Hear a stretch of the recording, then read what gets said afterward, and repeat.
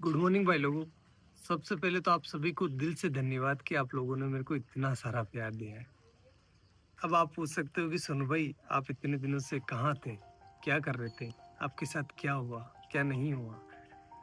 तो भाई लोगों, सच बता रहा हूँ, पिछले 60 दिनों से मैं अपने घर पर बैठकर रो रहा हूँ। बहुत सारी एंजाइटी फील कर रहा हूँ और बहुत कुछ हो रहा है, मतलब क्योंकि मेरी जिंदगी बर्बाद हो चुकी है। अब मेरे पास कुछ भी नहीं है करने को। क्या हुआ है मेरे साथ, कुछ अलग हुआ है मेरे साथ, जिस वजह से जो भी मैं था ना, वो खत्म हो गया है।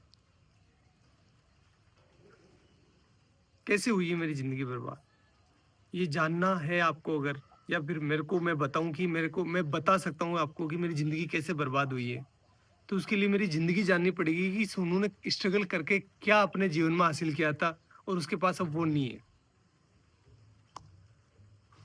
सोनू जिंदा रहने के लिए भी संघर्ष करा है सोनू भाई ने, जिंदा रहने के लिए।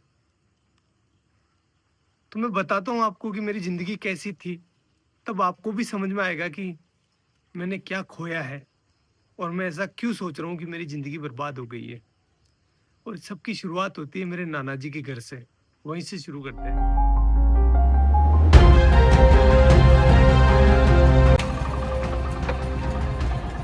गाइज, ये है मेरे नाना नानी का घर, जहां पर मेरा जन्म हुआ था। चलो अंदर चलकर देखते हैं कौन कौन है।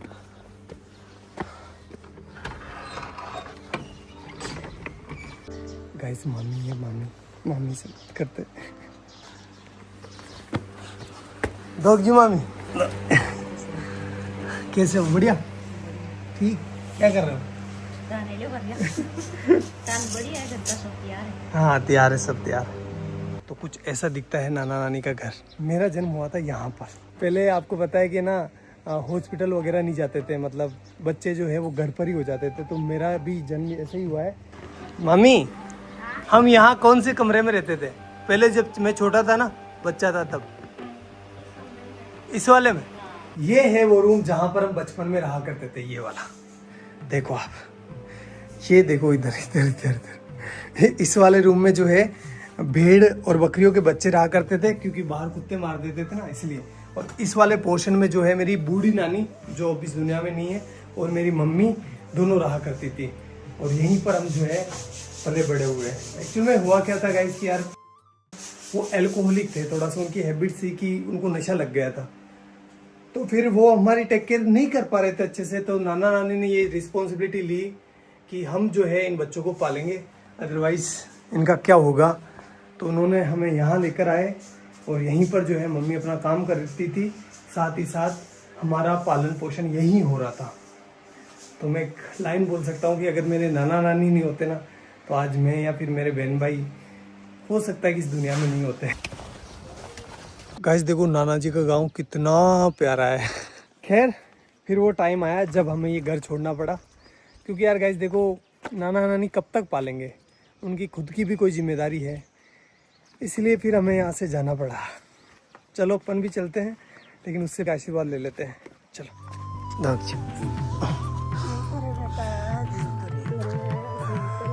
ये मेरी नानी है, आपको बाद में बताऊंगा इनके बारे में भी।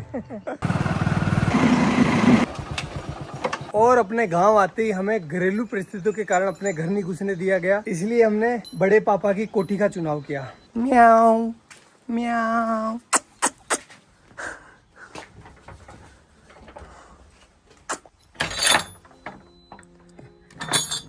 तो भाई लोगों, ये है हमारी कोठी, जहां पर हम 2 साल रुके थे। तो अगर मैं अपने 2 हाथ फैलाऊं ना, इतना ही डिस्टेंस है, ज्यादा नहीं है। इतनी ही इसकी लंबाई है और इतनी ही इसकी चौड़ाई है, ये देखो। और हाइट आप देख सकते हो, बस इतना ही है। मेरी हाइट थोड़ी कम है, इस वजह से यहाँ पर जगह भी कम रह गई थी। केवल यहाँ पर एक छोटा सा मचान बिछाने के लिए जगह थी। और ऊपर से जो है बरसात का पानी टिपकता नहीं था, बरसात का पानी गिरता था, क्योंकि ये छत है ना थोड़ी नीचे है। और यहाँ पर आप देख सकते हो नीचे जो इसका फर्श है ना, फर्श वो बना हुआ था गोबर और मिट्टी का। इस वजह से यहाँ पर कभी कभी सांप आ जाया करते थे, अपने घर बना लिया करते थे। और भाई लोगों, इस घर में हमें जिंदा रखने की जिम्मेदारी आ गई हमारे मम्मी के कंधों पर। और इस वजह से पहले भी काम किया उन्होंने, लेकिन उन्होंने 10 रुपए मजदूरी में काम चालू कर दिया। 10 रुपए में से 5 रुपए के वो हमारे लिए चावल लेकर आती थी। मैं लेकर आया हूँ आपको बताने के लिए कि उस टाइम कितने चावल आते थे। इतने चावल आते थे 5 रुपए के। तो इन चावलों से वो हमारा पेट भरती थी, तीनों बहन भाइयों का सॉरी, और खुद भूखी सो जाती थी कि मेरे बच्चों का पेट भर जाए, बस बहुत है, मैं तो निकाल लूँगी रात। और हम ना समझते उस टाइम, तो हम नहीं समझ पा रहे थे कि हमारी माँ जो है वो भूखी सो रही है। हम तो बस अपना पेट भरने का ध्यान दे रहे थे। लेकिन मेरी मम्मी जो है उस टाइम बिना कुछ खाए भूखी सो रही थी। एक जो कटोरी होती है आटे की, उसको संभाल के रख रही थी कि जब बुरा टाइम आएगा तो मैं अपने बच्चों को खिलाऊंगी। खुद कुछ नहीं खा रही थी, एक टाइम खाना खाती थी पूरे दिन में वो, और कंटिन्यूस काम कर रही थी वो।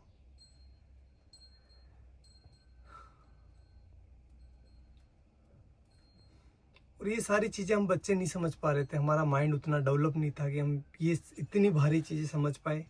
हम तो अपना पेट भरते, खेलते और अच्छे थे। मम्मी को ही पता है कि वो हमें कैसे जिंदा रख रही है। मदर इंडिया, यही तो मदर इंडिया है। सारे दुख खुद रख लेती है और अपने बच्चों तक किसी भी प्रकार की प्रॉब्लम्स नहीं पहुंचने देती है। बाबड़ी कोई का लोन भी मांग बनेगी दान की जाती कड़ू कई माती गणा दौरा तेना पड़िया। हाँ तेना गणा दौरा पड़िया रे भाई थारी मात तो सब्जी बेचती, लेडीज रहती, भाई दौड़ाती, तेन खुआती, बा भूखी रहती, भाई मार सोसरी भूखा। तना दूध पाइयो, तेन रोटी खुआई, गणी दोरी कमा कमारा, तो मात का दान की जाती। हाँ ते भरा का केवन के ते बली दूध ने भरे क्यों, मैं ते दिए किस कोई केवा गणा दौरा पहले तो बा। और भाई लोगों, इस वाली छत की ना एक स्पेशल कहानी है, बताता हूँ मैं आपको। छत पर मैं, मेरा भाई और मेरी बहन बैठे थे शाम को, और हम राह देख रहे थे कि हमारे लिए कोई खाना लेकर आएगा, क्योंकि हमारी मम्मी जो थी वो गांव चली गई थी किसी कारणवश, तो हमारे लिए खाना नहीं बना था उस टाइम। कोई भी खाना लेकर नहीं आया और हम तीनों बहन भाई भूखे ही सोए। यही जगह थी वो, सेम टू सेम। एक बात बताऊँ आपको, जब आप भूखे होते हैं ना तो आपको अच्छे से नींद नहीं आती। देख कर देख लेना एक बार। चलो मैं आपको अपनी बहन से मिलवाता हूँ। अगर भाई नहीं होता अपना तो अपन आज क्या होते हैं, कहाँ पर होते हैं? कुछ भी नहीं होते हैं, कुछ भी वजूद नहीं होता हमारा। जिंदा होते? नहीं हाँ? नहीं। भाई ने क्या किया अपने लिए? बहुत मेहनत की, बहुत हमें शिक्षित किया। बड़े भाई ने हमें सब कुछ सिखाया, सब कुछ दिया। गाइस बात है 2008 की, जब मेरा बड़ा वाला भाई इस पीछे वाले स्कूल में पढ़ाई करता था। उस टाइम हुआ क्या था, कुछ शरारती बच्चों ने स्कूल की घंटी जो बेल होती है उसको छुपा लिया था, और उसका सारा इल्जाम मेरे भाई पर लग गया। भाई को स्कूल से सस्पेंड कर दिया गया। देन हमने जैसे तैसे कर करा के भाई का एडमिशन जो है वो बाहर की स्कूल में करवा दिया, जहाँ पर वो कुछ किराया देकर स्कूल चला जाता था। 2 रुपये लगते थे शायद उस टाइम किराए के, या 1 रुपया लगता था, आई डोंट नो फुली। फिर कुछ समय बीता, उसके बाद मैंने और मेरी बहन ने 5वीं क्लास पास कर ली, और हम जब 6ठी क्लास में यहाँ पर एडमिशन लेने आए तो हमें बोला गया कि आपके भाई ने जो घंटी छुपाई थी उसको जो है आपको भरना पड़ेगा, अदरवाइज़ आपका एडमिशन नहीं होगा। तो उस टाइम 350 रुपये, 360 रुपये जो है उस घंटी के देने थे। 1 महीने से ज़्यादा टाइम लग गया 360 रुपये का जुगाड़ करते करते, इसलिए उस साल हमारा एडमिशन नहीं हो पाया, और यहाँ पर जो है एडमिशन बंद हो गए। अब घर वाले हमें किराया देकर किसी दूसरी स्कूल नहीं भेज सकते थे, क्योंकि वो अफोर्ड नहीं कर पाते उस टाइम, और हम छोटे बच्चे थे तो किसी दूसरे गांव भी स्कूल नहीं जा पाते, क्योंकि दूर था ना। हमारा गांव काफ़ी बड़ा है, तो हम दूसरी जगह अगर जाएंगे ना तो हमें कम से कम 3-4 किलोमीटर जो है पैदल चलना पड़ेगा। तो छोटे बच्चे थे तो नहीं हो पाया वो सारी चीज़, और हमारा 1 साल पूरा बर्बाद हो गया। फिर मेरे बड़े वाले भाई ने एक भारी डिसीजन ले लिया, और उसने अपनी सारी पढ़ाई छोड़कर, अपनी सारी ज़िंदगी दांव पर लगाकर मेरी और मेरे बहन के लिए काम चालू कर दिया। उसने फर्स्ट काम चालू करा मंडी में। जो सब्जी मंडी होती है ना वहाँ पर। गाइस मैं हूँ अभी उस सब्जी मंडी के अंदर जहाँ से मेरा भाई सब्जी खरीदता था। 15-20 किलो वजन को अपने सर पर रखकर मेरा गांव जो कि यहाँ से 20-25 किलोमीटर दूर है वहाँ पर लेकर जाता था। वो सब्जी वो फल फ्रूट बेचता था जिससे कि कुछ पैसा आए और वो अपने बहन भाइयों का पेट भर सके, अपनी माँ के सर पर जो बच्चों का पालने का भार था उसको कम कर सके। और ये वो काम कर रहा था जब उसकी उम्र है ना 16 साल की। वो बाल श्रम कर रहा था। क्यों? क्योंकि अपने बहन भाइयों को जिंदा रख सके और उनको अच्छी एजुकेशन दे सके। घर में कई सामान नहीं रहा तो दोनों मन भाई सब्जी ले जाता, मैं दोनों जेर बेच जाता। ये वो चौराहा है जहाँ पर मेरा भाई सब्जी लेकर उतरता था और उसे एक एक घर बेचने जाता था। चलो मैं आपको दिखाता हूँ कि वो इतना सारा वजन लेकर कितना पैदल चलता था।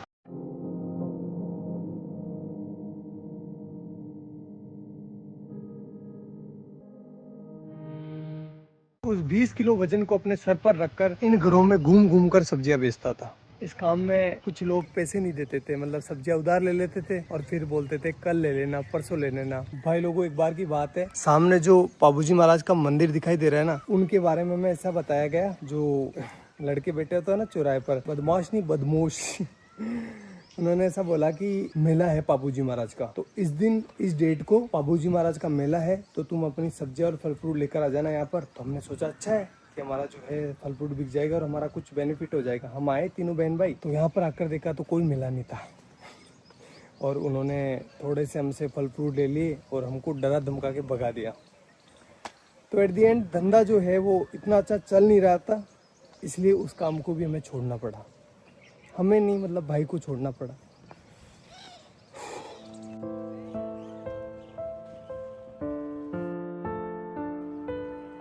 और गाइस फिर मेरे भाई ने खिलौनों की दुकान पर काम चालू कर दिया, जहां पर उनकी सैलरी थी 50 रुपए पर डे, यानी 1500 रुपए पर मंथ।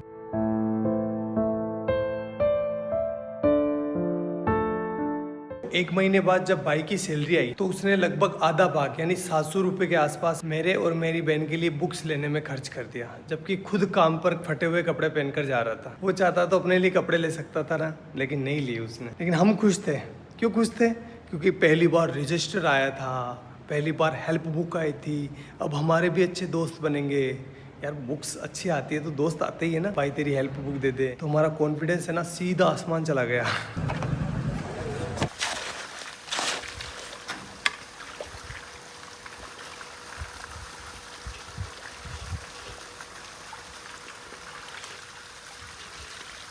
भाई लोगों अब मेरी बारी थी, जो भी मैंने लिया है ना उसको वापस रिटर्न करने की, इसलिए मैं काम करने लग गया। साथ ही साथ अब बड़ा हो गया था, इसलिए मैं अजमेर वाली स्कूल में जाने लगा बस से, और वो भी साइंस बायो पढ़ने।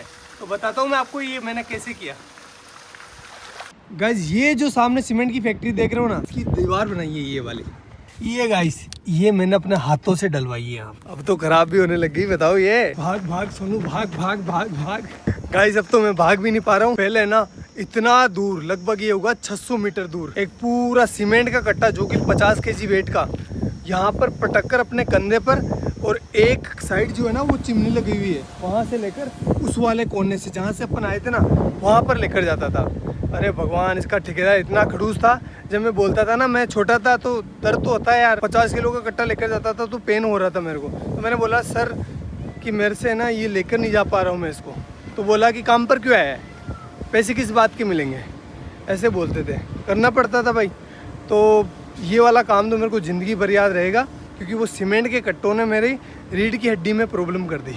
गाइज ये जो आप बिल्डिंग देख रहे हो ना, ये हमने बनाई है एक मजदूर के तौर पर। और गाइज ये वाली जो टंकी आपको दिखाई दे रही है, ये नहीं बनवाई है। हाँ ये जो दीवार आप देख रहे हो ना, ये सब कुछ।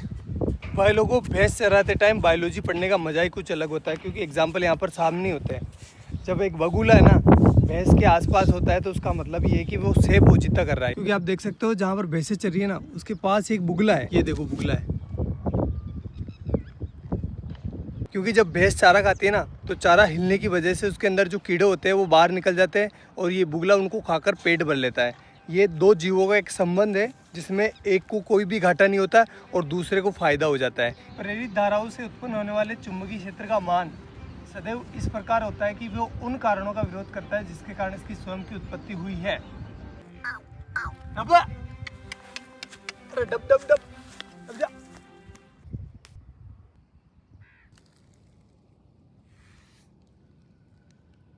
अब भाई लोगों, अब रिजल्ट का टाइम, लेकिन वो मैं यहाँ नहीं बताऊंगा, मैं बताऊंगा उस वाले पहाड़ के ऊपर।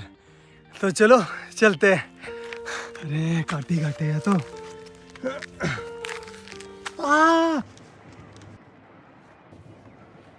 अब भाई लोगों, मेरा आ गया 12th का रिजल्ट। परसेंटेज तो कम ही बना है, फिर भी मैं आपको बता देता हूँ। ये देखो 77%, जिसमें से केमिस्ट्री में आए 93 डिक्टेशन और फिजिक्स में आए हैं 87 डिक्टेशन। भाई लोगों, ये मेरे परसेंटेज नहीं है, ये लेकर आया मेरे जीवन में कॉन्फिडेंस। अभी तक भी मेरे जीवन में कोई हार्ड काम आता है ना, तो मेरे को अंदर से आवाज़ होती है कि तू कर लेगा, डर मत, तू कर लेगा। लेकिन इस बार है ना, मेरे को सोनू का सूरज डूबता हुआ दिखाई दे रहा है।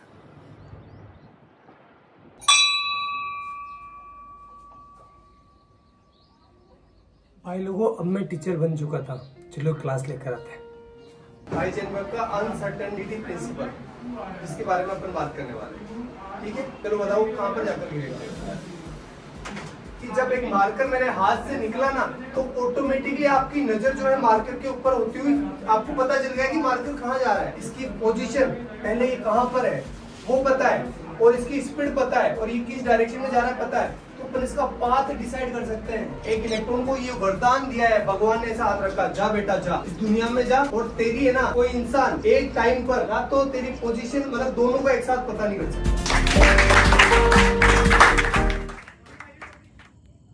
फिर ऐसे करते करते मैं टीचर बन गया, और मेरे पास बहुत काम था। 3-4 कोचिंग ऑफलाइन जाता था, 1-2 ऑनलाइन थी, मतलब मस्त। और जो भी चीज़ें मैंने अपने परिवार के लिए सोची थी, भाई के लिए, मम्मी के लिए, वो मैं कर रहा था अच्छे से, कोई दिक्कत नहीं थी। उसी टाइम मेरे पास आया भैया का कॉल सीधा टीम से भैया का कॉल। इतना खुश हो गया था मैं यार, भैया का, इतने बड़े आदमी का कॉल डायरेक्ट आया था मेरे पास।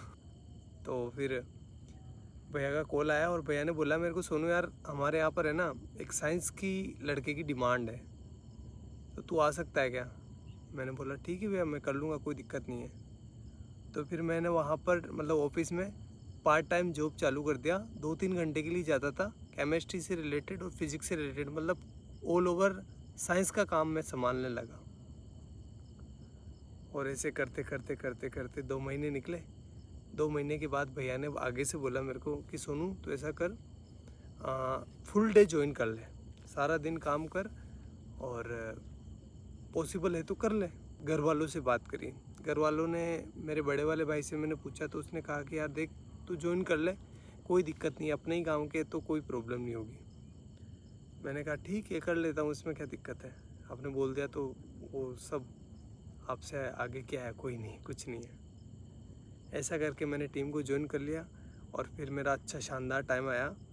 मैं बहुत अच्छा काम कर रहा था सभी चीज़ों में, मतलब पहले मैं साइंस से जुड़ा था, लेकिन अब मैं जो है ना वीडियो का एडिशन हो गया, और भी बहुत सारी चीज़ें हो गई। कैमरा के पीछे बहुत सारी चीज़ें चलती है ना, मतलब पत्थर उठाना खड्डे खोदना, सारे काम जो भी हो सकता है सब कुछ कर रहा था। Everything I can do, I do that.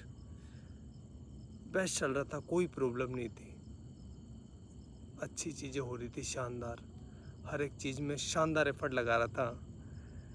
जो मतलब एक वीडियो आपको लगता है कि बहुत इजी होता है, लेकिन इजी नहीं होता, बहुत हार्ड काम है एक वीडियो को बनाना।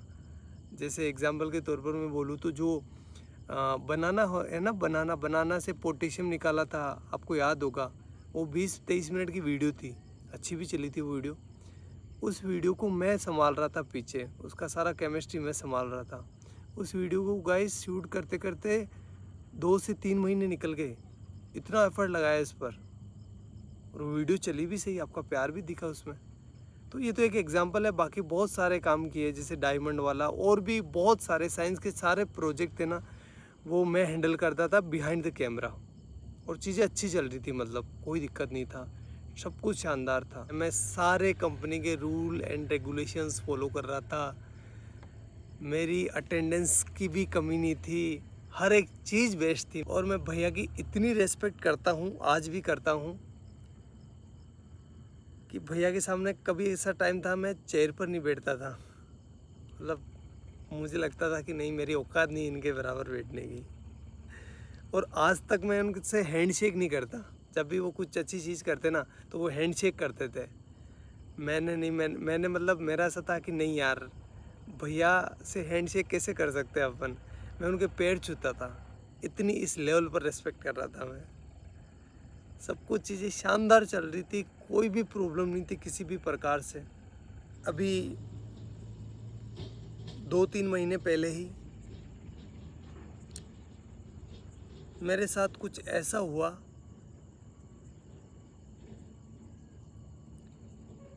कि मैं अब आपको बता नहीं सकता। मैं पता नहीं कौन सी ज़िंदगी से निकल के आया हूँ, मेरे ये दिन कैसे निकले हैं मैं ही जानता हूँ। वो तो आप लोगों का प्यार है और घर वालों का प्यार है, लेकिन मैं एक बहुत हार्ड टाइम से निकला हूँ। तो मैं कुछ बोलकर क्योंकि मेरी मेंटल हेल्थ और मेरी इमोशनल हेल्थ दोनों ही ठीक नहीं अभी। मैं और इसको ख़राब नहीं करना चाहता। और अब जो है मेरी ज़िंदगी ख़राब हो गई है, बर्बाद हो गई है पूरी। ना तो मैं टीचिंग का रहा, ना मैं यूट्यूब का रहा। और सच बता रहा हूँ भाई लोगों, कुछ लोगों के मन में कुछ भी आ सकता है, लेकिन मैंने किसी को धोखा नहीं दिया है। मैंने सिर्फ एक बार मौत को धोखा दिया था, जब मेरे को पानी में फेंक दिया गया था, छोटा था तब। तो उस टाइम मैं मरने से बचा था, बड़े वाले भाई ने बचाया था मेरे को। तो उस टाइम मौत को धोखा दिया है मैंने। बाकी मेरी ज़िंदगी में मैं किसी को सोच भी नहीं सकता। मतलब मेरी ज़िंदगी ख़राब हो गई है, पूरी बर्बाद हो गई है, मैं कहीं का ना रहा।